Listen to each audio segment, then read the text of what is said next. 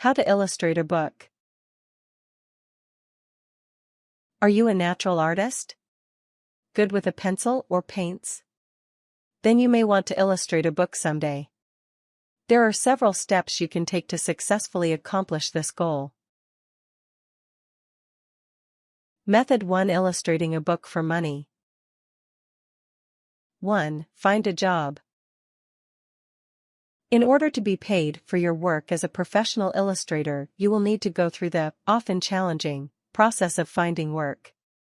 While you are searching for paid work, it may be valuable to do unpaid jobs, which will help you build up your portfolio. If you wish to be paid for your work, try contacting anyone you know in the business of publishing or editing books to see if they can help point you in the right direction. You can also contact a publishing company by phone or letter. In doing this, you may get a chance to have your portfolio considered. You are likely to be rejected many times, so be persistent. 2. Meet with the art director. This may be via phone or email, or it may be in person. Regardless, this is the time to agree upon deadlines, any special requirements of the author, your timetable and availability, or any other questions you might have. You will repeat this step many times throughout the process. You will need to show the author and publishers samples of what you have so far in order to agree that it is moving in the right direction. 3. Read drafts. When you finally do find someone in need of your services, they will give you either one or many options of different novels and books.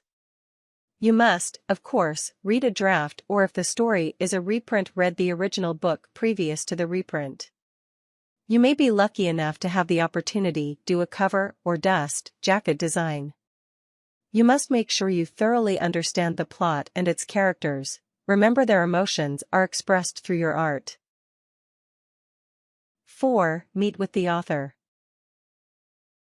If you have agreed that you enjoy the story, and that you would like to illustrate it, you should meet with the author to discuss and agree upon a number of things such as the cover, and whether or not you will illustrate it, which pages should be illustrated, what kind of media you will use, i.e. what kind of illustrations you are going to make, etc. 5. Sign a contract. After you've met with the author and agreed on the details, you will need to sign a contract that specifies all the details of your agreement with the publishing company and/or author. Make sure the contract includes pertinent information, such as when you should be finished and how much you should be paid. Make sure to get a copy of the contract, which includes the signatures of all involved parties and the date it was signed. 6. Begin the process of illustration.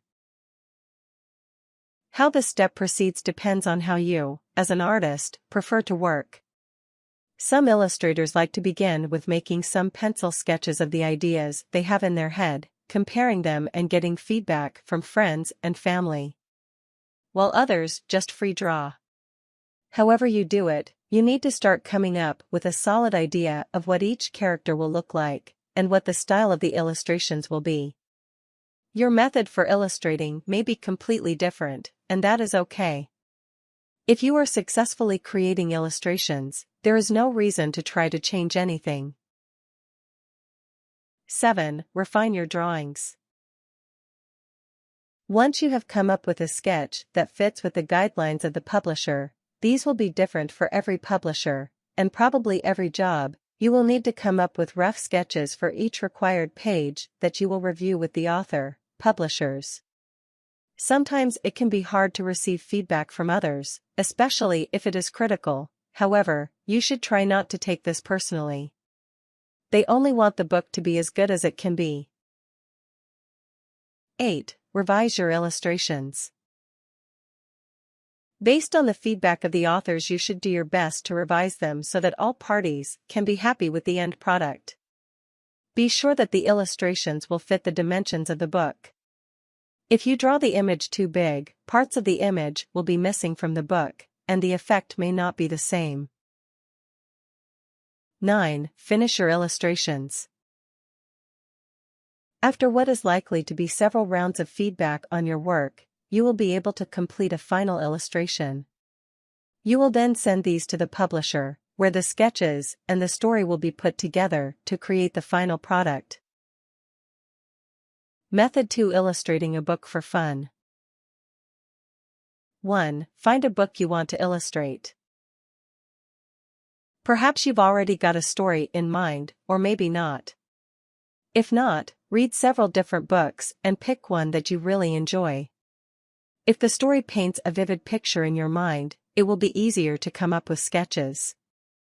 Regardless of what book you choose, make sure you spend plenty of time reading and analyzing the story. Try to imagine what the author pictured when it was written. Try to imagine how you would draw the picture as you are reading and reading the story. Another option is to write a story of your own. Many writers enjoy the process of both writing and illustrating. One advantage of this is that if you write your own story, you know exactly what the author is trying to portray, which makes it easier to portray the story in images. 2. Begin sketching images. After you've chosen or written the book you want to illustrate, you can begin sketching pictures of the setting, the scenery, etc. It may be helpful to take notes of what you've sketched so far, with what characters, and in what settings, so that you can keep track throughout the book. Especially if the book is a long one, it may be hard to remember the details of what you sketched in an earlier part of the book. If you're not sure exactly what the characters and style should look like, try sketching out several different ideas so you can see them on paper or computer. 3. Decide on a style. Once you've completed some rough sketches of different ideas you can choose a style that you will stick with throughout the book. Since this is for your own enjoyment, the style can be any you choose. However, it is often a good idea to choose a style that matches with the book. For example, if the book is about drama and murder, you probably won't be using a lot of bright colors. Instead, in this case, you might consider using darker, more muted shading, and less cartoonish characters. If you're illustrating a children's book, on the other hand, you don't want to draw characters that will frighten children. 4. Draw and redraw each image. Since you are not doing this as a paid job, you can proceed with the process of illustration as you like. Draw images for each scene you find interesting, or for each page of the book. Draw and redraw the scenes as much as you like. Add color or keep the illustrations as simple pencil sketches. These choices are completely yours. If you are doing this in order to build up a portfolio, you should try to work towards creating a style that is unique to you. If you want to improve your illustrations, you can also ask for lots of feedback from friends and family too. They may have ideas you hadn't previously thought of. 5. Scan your images into the computer. If you have drawn all your images by hand, you can scan the images into your computer, where you can add the images to the story. Alternatively, if you have chosen a book that you are unable to edit on the computer, you can simply put the drawings into the book where you wanted to include them. This way they will be in the story next time you read it. 6. Consider sharing your work. If you think you might one day want to become a published illustrator, consider sharing your work. These days, it is very common for illustrators to post their portfolio online. There are many websites that will let you create your own blog for free. Simply search on Google for free blogging websites. Make sure the site you choose will easily allow you to share your link with friends. You can also create a physical portfolio if you wish. There are many ways to do this, but if you plan to present it to potential clients, make sure that it looks clean and professional. Tips.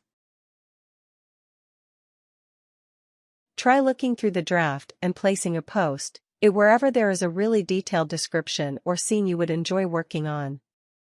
You may go back to your team and point out your findings, maybe even giving you a chance to work on them.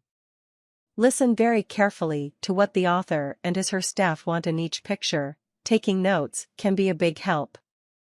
You may have to redo a finished piece if they don't think it's accurate. Even if you are not in the process of illustrating at the moment, you should still practice drawing every single day. It will help you continually improve your skills.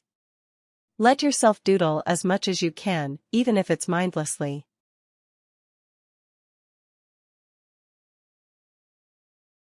Warnings. If you are working as a paid illustrator, take the wishes of the authoress and publisher into consideration. While you should use your own personal style, you should also listen to feedback and suggestions. If you gain a reputation as an illustrator who is difficult to work with, you may not get many jobs in the future.